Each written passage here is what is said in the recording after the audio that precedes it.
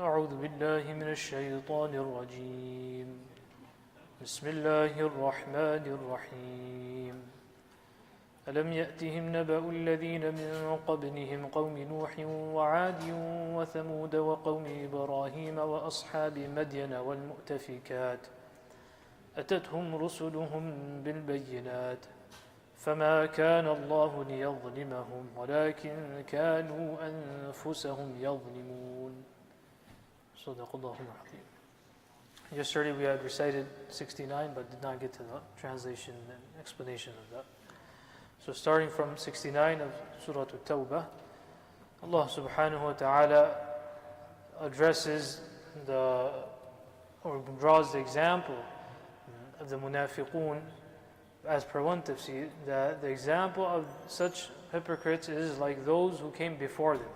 كَالَّذِينَ مِنْ قَبْلِكُمْ. And the Quran Al-Kareem says, they كَانُوا أَشَدَّ مِنْكُمْ قُوَّةً. They were mightier than you in power and greater in wealth and children.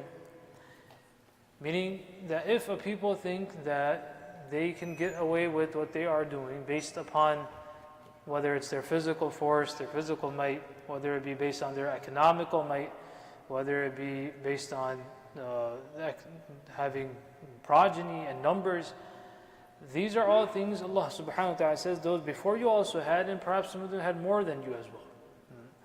So those generations to come later should never think that our situation is very different, that we have more now that can challenge Allah subhanahu wa ta'ala and the Rusul and the messengers of Allah subhanahu wa ta'ala and the system of Allah subhanahu wa ta'ala.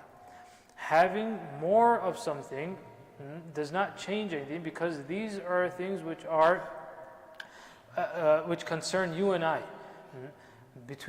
Amongst us, we have concepts such as this is more, this is less. For Allah subhanahu wa ta'ala, whether it's one or more, it's all the creation of Allah subhanahu wa ta'ala. It's all maqdur. It's all under the qudrah of Allah subhanahu wa ta'ala. It's all maghrub. It's all dominated by Allah subhanahu wa ta'ala. So these are things which are in relation to you and I. This is heavier, this is stronger, this is weaker, this is more, this is less. All of these things of comparison, that's for us, as creation of Allah subhanahu wa ta'ala. So Allah subhanahu wa ta'ala says that your example is like them as well. How did they behave in this world? فَاسْتَمْتَعُوا بِخَلَاقِهِمْ. Everyone has a khalaq. Khalaq means that which Allah subhanahu wa ta'ala stipulates for a person, for people, for individuals, for communities. So they came into this world and they pursued their enjoyment, whatever was stipulated for them.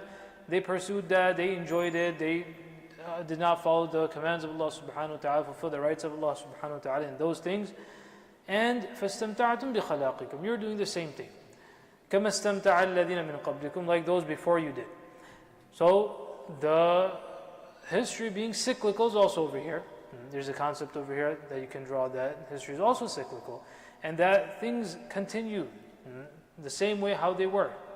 People sometimes think that we're in a very different era, a very different time. Names of things may change. To some degree, some quality may change. But otherwise, in general, these ideas are from before, and people used to do it before as well.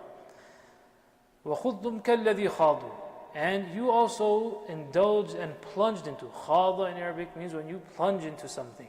وَخُضْتُمْ, you also plunged into your desirous life and whatever you want without considering what is Allah's command in it. And like they did that as well. أُولَٰئِكَ حَبِطَتْ أَعْمَالُهُمْ فِي الدُّنْيَا وَالْآخِرَةِ. Whether those before you or you, all of the consequence, the result for everyone is the same, which is what? That their deeds, their actions, whatever they did in this world, all of that is zero. It's all considered futile. حَبِطَتْ أَعْمَالُهُمْ. If there's any good that was done in between, all of that also becomes rendered zero. Why? Because it was not followed, or was not upon the foundation of the correct aqidah of tawheed upon Allah subhanahu wa ta'ala, and following the ahkam and the commands of the messenger of the time. في الدنيا والآخرة, both in the world and in the akhirah. وَأُولَٰئِكَ هُمُ الْخَاسِرُونَ. These are the true losers. The real losers are such people. Thereafter Allah subhanahu wa ta'ala one genre of the Quran Kareem is called Tadhkir bi Ayyamillah. The Quran Kareem reminds us of those nations which came before us and how Allah subhanahu wa ta'ala dealt. The idea of ibrah, fa'tabiru, is a very prominent lesson in the Quran Kareem. Taking a lesson. As we mentioned before as well, what does it mean of ibrah, to take ibrah, to take a lesson? That you look at and study those that came before you. What did they do and what was the consequence of their actions? And based upon that, you judge that what I'm doing, am I going down the same route? Am I going down the same road? The path that I'm following, is that the same? Or should I change and reform my ways? So that's what a person needs to do. That's the idea of ibrah. So Allah subhanahu wa ta'ala, in addressing these munafiqun, the kuffar at large, that the stories of, the reports of those that came before, did this not, it's a rhetorical question, did these reports not come to you? Many did. أَلَمْ يَأْتِهِمْ نَبَأُ الَّذِينَ مِنْ قَبْلِهِمْ, that those that came before you, did their reports of what happened, what they did and how they dealt with the Nabi and how Allah subhanahu wa ta'ala in return dealt with them, did this not come to you? Who specifically? قَوْمِ نُوح, the people of Nuh, how Allah subhanahu wa ta'ala sent torrential floods upon them. وَعَادٍ, the people of Ad, meaning Hud alayhi salatu wasalam's people, رِيحًا صَرْصَرًا, tornadoes or very disastrous winds Allah subhanahu wa ta'ala sent upon them. Thamud, earthquakes were sent upon the people of Salih and Thamud. وَقَوْمِ Ibrahim, the nation of Ibrahim alayhi salatu wasalam. Here Mufassirun say that this can refer in general or more specifically to Fir'aun.